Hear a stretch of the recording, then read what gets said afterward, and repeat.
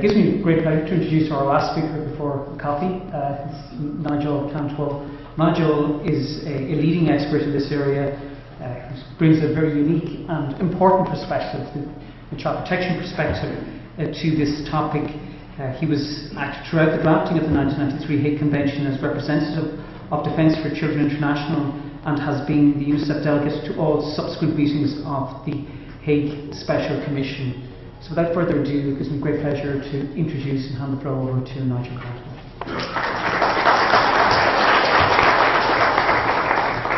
Thank you, Geoffrey.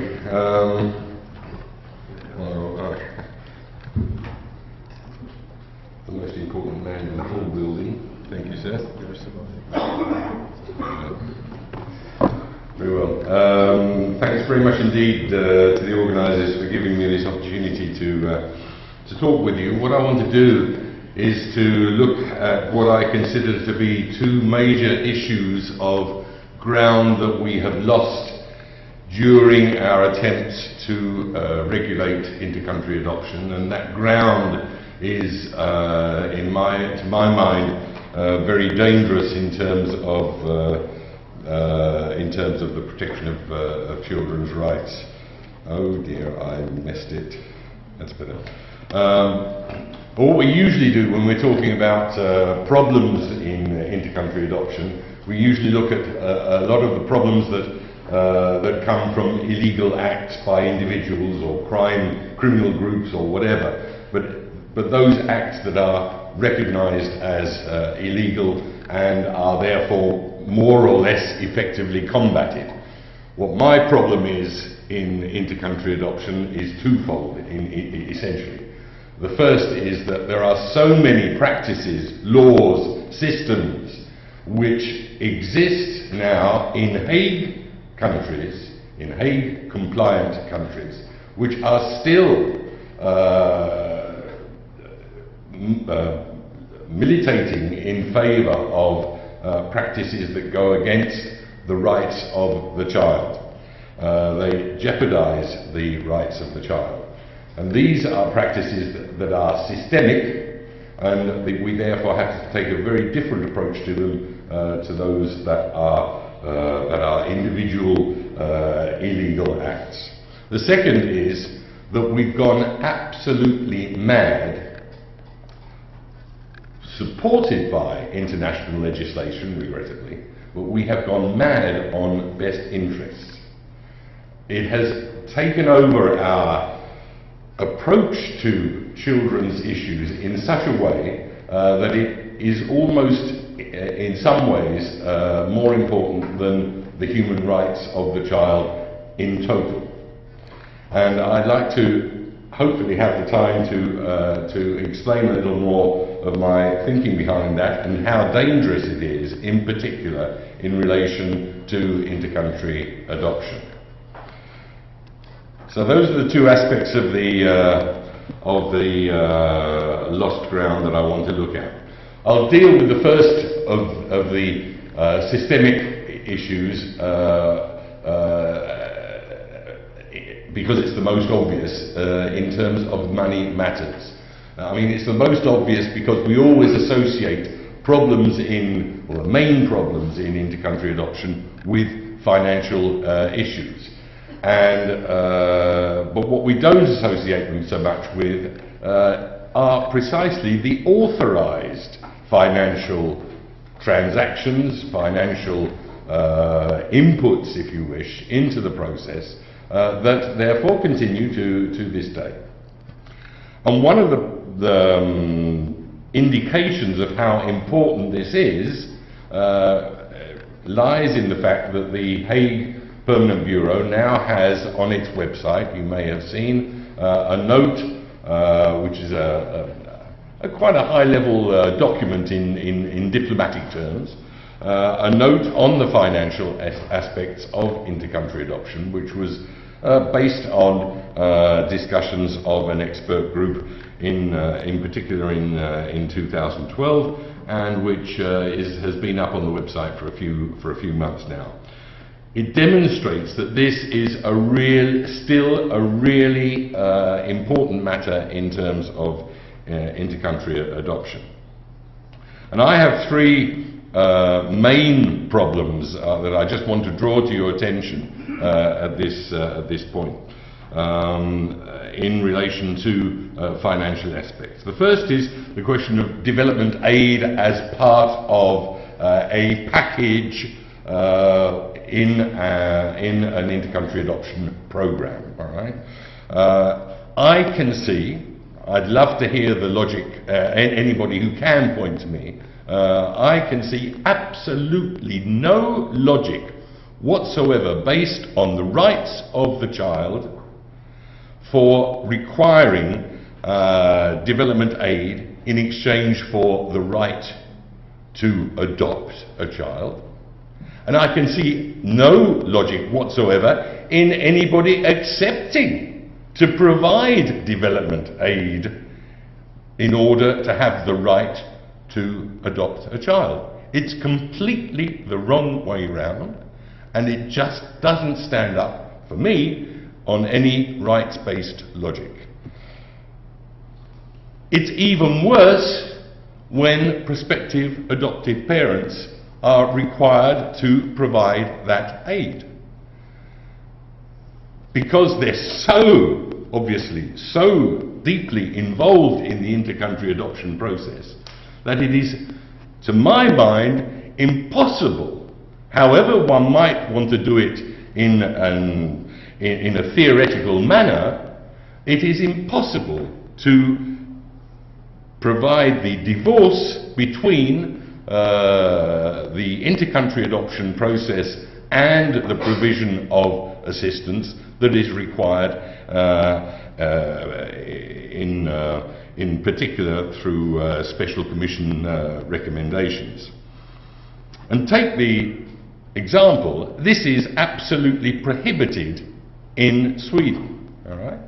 And Sweden, I have it in writing, has refused to allow this to happen in relation to Vietnam, the program that is now relaunching with Vietnam. But Ireland requires it, or allows it to be required. Nearly €3,000 per prospective adoptive parent in relation to Vietnam is designated as development aid. How come that enormous difference between two receiving countries in their approach? I wait for the answers. Contributions and donations. Contributions and donations are comprise a range of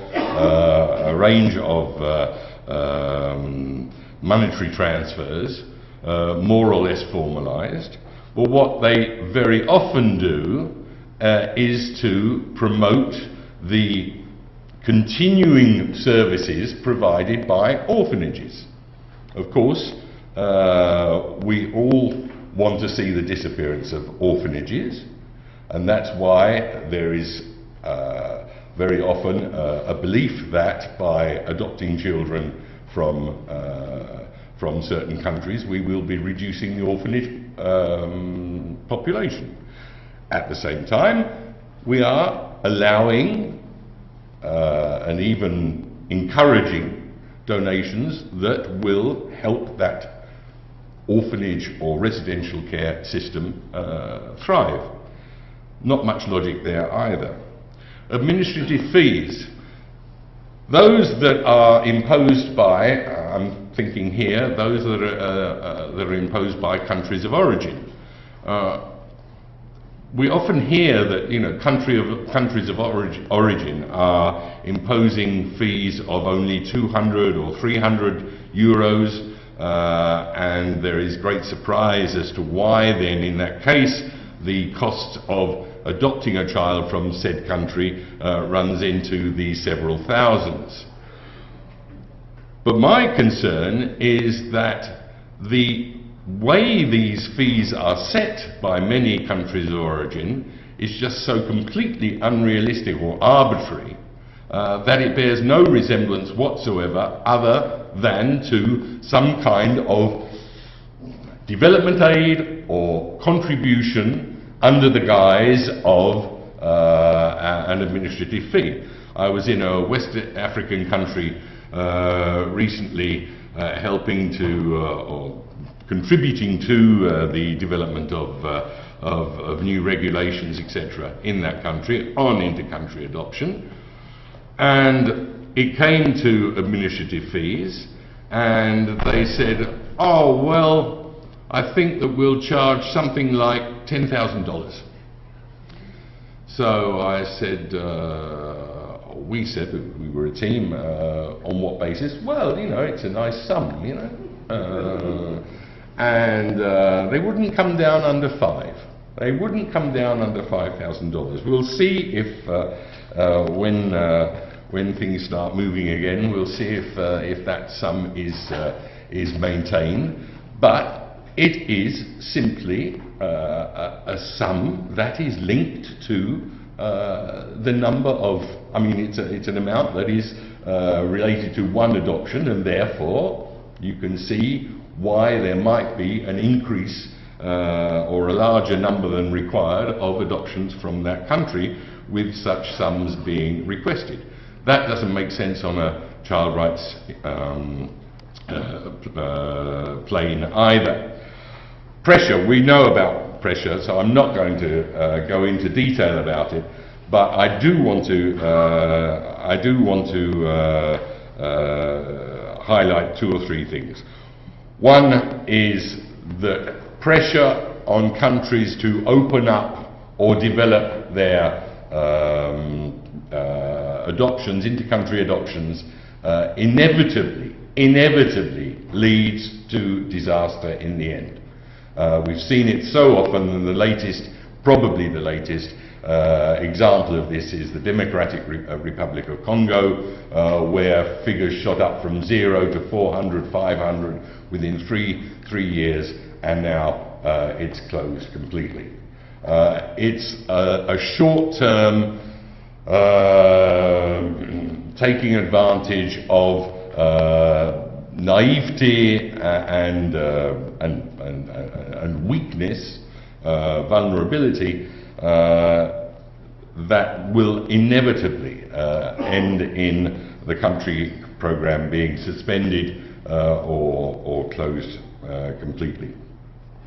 Also, the pressure on not to close programs. Remember Romania. Remember Romania and the fact that when Romania itself decided that it was not able, under the system in place, to guarantee the rights and the best interests of children, and it's their responsibility to do so, we'll see. When they decided that, there was an outcry. You can't stop your children coming out. Yes, they can, first of all. And secondly, what was happening was that they, in Romania, had been stuck with a label which said country of origin. And it's extraordinarily difficult for a country under pressure, well, no, just a country to take off that label of country of origin. It's under present conditions, it's extraordinarily difficult. They're stuck with it, and Romania is still seen as a kind of country of origin, even and certainly a re-potential country of origin at the present time. Role of central authorities just obviously must not contribute to that pressure. I was very pleased to hear quite recently Kiernan Gildy in an interview who was precisely saying that very clearly, that it is not the role of central authorities under Hague to promote inter-country adoptions into their particular country. And that is so important, but it's still very much a reality in the world of inter-country adoption that central authorities are forced into taking that proactive role to set up programs in their countries. And of course, the post-disaster situations are the real litmus test of whether these kinds of ethics are still and standards are being upheld in Haiti was probably the grossest example of children's rights standards and intercountry adoption standards being completely ignored and very deliberately violated, in fact, with this massive attempt on the part of several countries to get the children out quickly, not by expediting adoptions, because an expedited adoption is simply ensuring that the stages through which it must go are not unduly delayed or are even accelerated, but it doesn't involve not going through the stages. What the removal from Haiti involved was completely bypassing the normal legal phases that are required in order to ensure that a child comes out. I'm talking obviously about post-earthquake Haiti. And what was happening, in fact, was that they were evacuating children, but not even in accordance with the international guidelines on evacuation. So they were wrong in all respects in terms of upholding standards and the rights of the child. The agency system. My point here is that in this new era of adoptions, where we know pretty well that we are not going to have a large number of adoptions and that many or most of those adoptions are going to be children with some kind of what we call special needs or particular needs, are agencies now really in the right place or in the right position to take on these kinds of tasks? Agencies are there because they've always been there. They were there, it was they that started off inter-country adoptions, essentially, and obviously individuals as well. But when inter-country adoptions were unregulated, it was agencies that were doing it. Their role has been consecrated by Hague, and now it is almost impossible to think of inter-country adoptions without accredited agencies. But if they are to continue in their role, do we not have to rethink how they are organised, and particularly how they are financed? How can they be? How can an agency be financed mainly by parental contributions, potential adoptive parents? How can it be financed by a smaller number of successful, if you wish, applicants? Will they have, with such financing, the resources to ensure the variety of services and the specialisation that will be required in the new era of inter-country adoption? I think we need a very, very in-depth debate on that, and I think that we might look at some alternatives to the way that we presently deal with the mediation of adoptions, as it's called. And lastly, in the systemic things, it's a kind of semi-systemic thing, is the question of adoptability. You know, we're all talking about, and this is one of the major links that I've found between yesterday and today in terms of the relevance of the two debates on domestic and inter-country adoption, because obviously we're talking about the same first families, whether they be here or in Ethiopia or Vietnam. They're still first families. what is our take on adoptability? The first thing is that we still think that children, or many of us still think that children who are in material poverty, or in families with, that are experiencing severe material poverty, are suddenly somehow adoptable. All right. I didn't choose to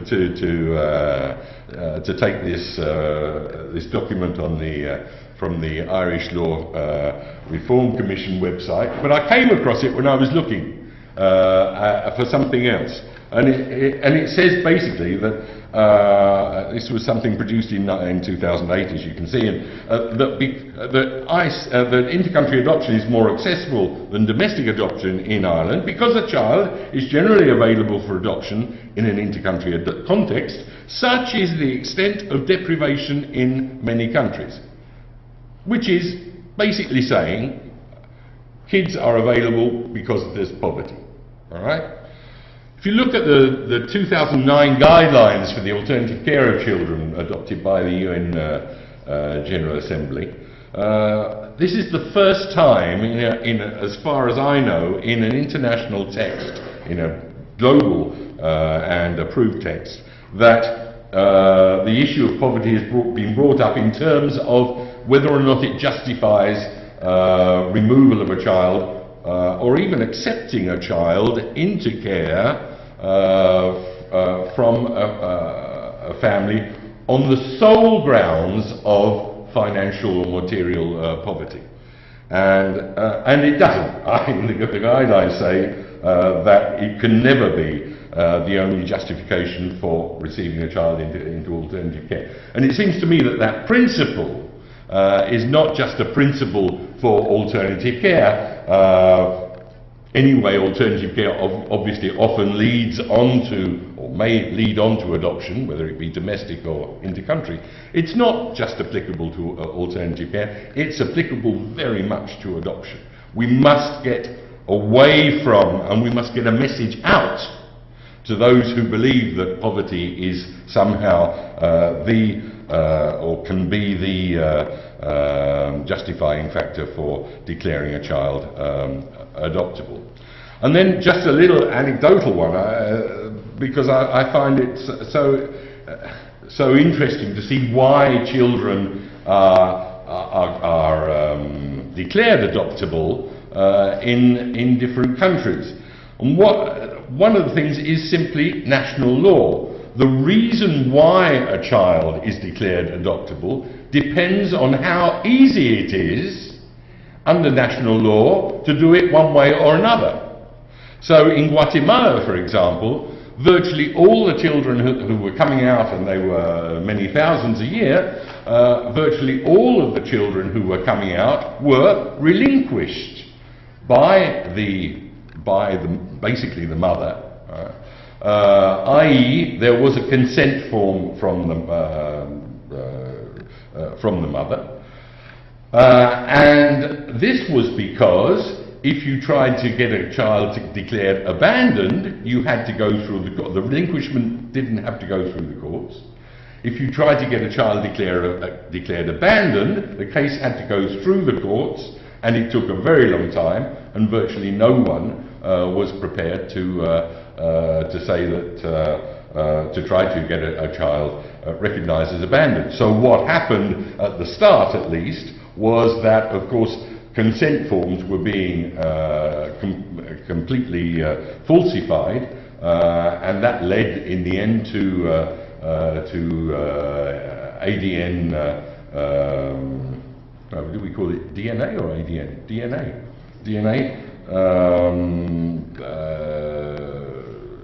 tests being carried out to ensure that the person giving the consent really was the mother. Now, quite the opposite, and of course that led in the end, because it was so false, it led in the end to Guatemalan adoptions being blocked. On the other hand, in Nepal, it was very easy to get an abandonment declaration, much more difficult to get a consent, because it was so difficult. It was so easy to say, well, you know, prove that this child is not abandoned, and there was no. The upshot of that was that almost all the children who were coming out of Nepal were declared abandoned, whatever their status, and that also resulted in virtually shutting down, not completely, but virtually shutting down adoptions from Nepal. As I say, there were 73 in 2004. Then in 2010. A number of countries, receiving countries, actually got together and said, halt, to adoption of abandoned children from Nepal, and it went down to 3 as a result. So you can see that, that we have to look very closely at the reasons behind, the real reasons behind children being declared adoptable in a given country. I just want to go, I need to do it very quickly, I realise. I want to go into what I call the best interest trap. As I think I explained at the start, I'm extremely wary of best interests as a concept. Irish Adoption Agency, and Geoffrey actually mentioned it during his speech, Adoption Authority of Ireland. Mission statement: we will work to achieve excellence in adoption and adoption-related services with the best interests of children as our primary consideration. Okay, Hague compliant. Fair enough. Compare it, though, to the following. We will remember the lessons of family separation. Our focus will be on protecting the fundamental rights of children. Now, that comes from the national apology to the Australian people by the Australian government.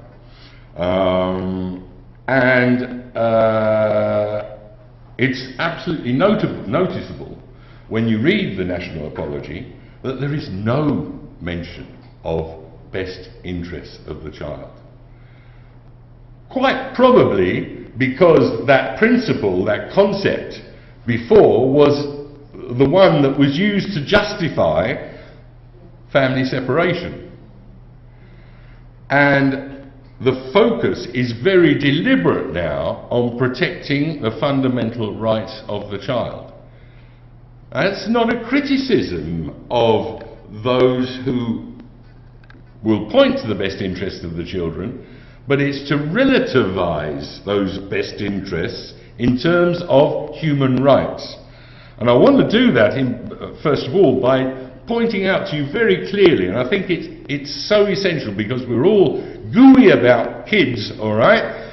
But kids have human rights, all right? They don't have anything, they don't have just children's rights, they have human rights. And we have to be very careful about approaching children's issues in any other way.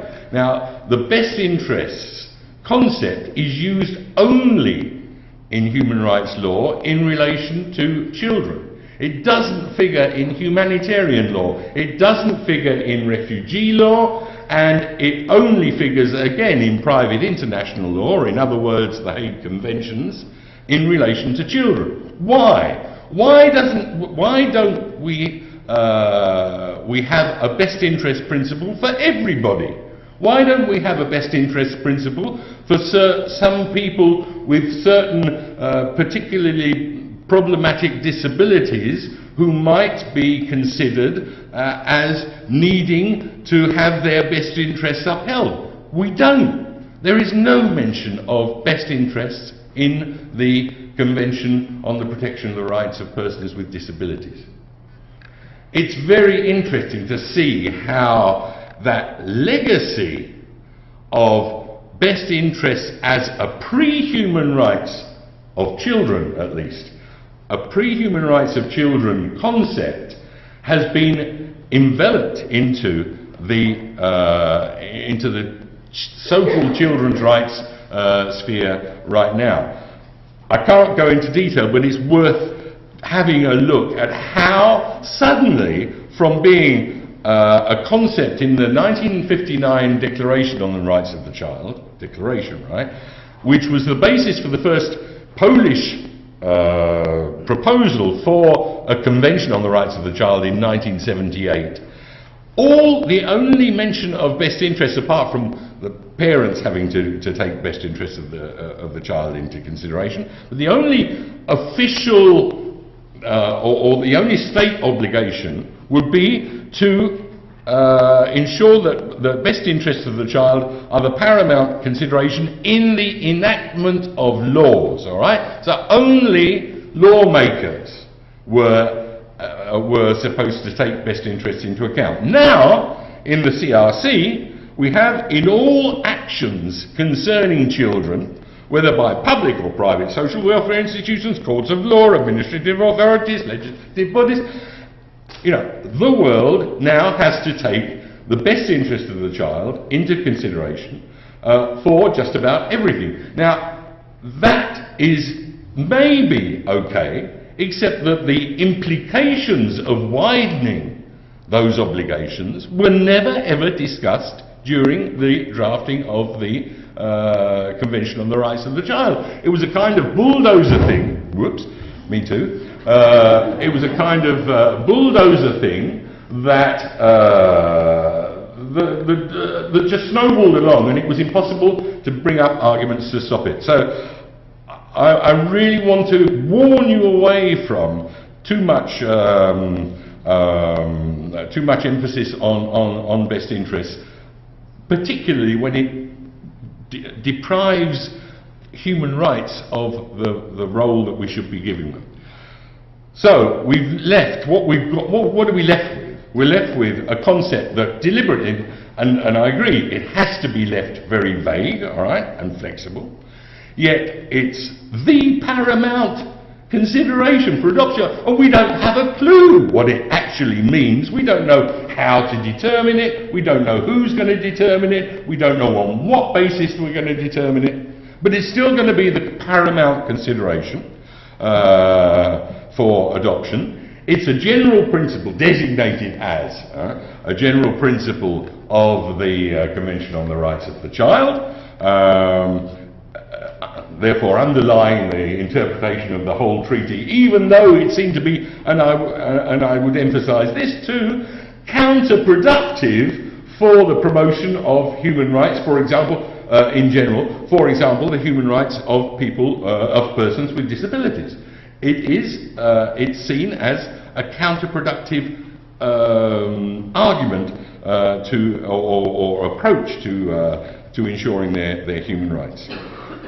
The CRC, the Committee on the Rights of the Child, took 23 years. If this is a fundamental principle of the Convention on the Rights of the Child, how come it took the Committee on the Rights of the Child 23 years to produce a general comment on what it might mean? Well, I'll tell you why. Because no one wanted to do it, because they were all scared stiff of what might come out of the deliberations on this question. No one had a clue. And it came in the end last year, the big problem is that it does absolutely nothing to resolve the paramount consideration title for intercountry adoption. One of the things that it says is, for example, that when determining best interests, one should try not to make decisions that will have long-term effects, or I don't know whether they said long-term or lifelong or whatever, or unchangeable effects. Precisely what we're doing in intercountry adoption is exactly that. We're determining best interests, if we do it that way, in order for the long-term solution to be considered the best. So it doesn't help very much, and my comment would simply be that we can surely use best interests on occasions, on very special occasions, when, for example, we have two solutions that respect, two potential solutions, or three, that respect the human rights of children, and we need to decide between those three on what grounds. Well, maybe on some kind of best interest grounds. But we don't decide on best interests of the child on the grounds that the child will be better off somewhere, and particularly materially or financially better off somewhere. We don't decide on, or we mustn't decide on best interests on a whole range of grounds which actually now come into consideration when we are looking at best interests. Finally, I want to emphasize that it's us that ask countries to open programs, as we call them, for inter-country adoption. All right? It's not, you've never heard, you will never hear the representative of a country of origin with the label standing up and saying, please come and adopt our children. You will never hear that. It's a strange thing that when we ask them to do that, then we also ask them for a commitment to determining best interests, which they cannot, in most cases, possibly respond to in a positive manner. They do not have the resources to respond, even if we agreed on what best interests meant, they don't have the resources to determine those best interests. And then we complain that they don't have the resources to determine the best interests, which is their, as I pointed out before, it's their role under the Hague Convention to do that, of course.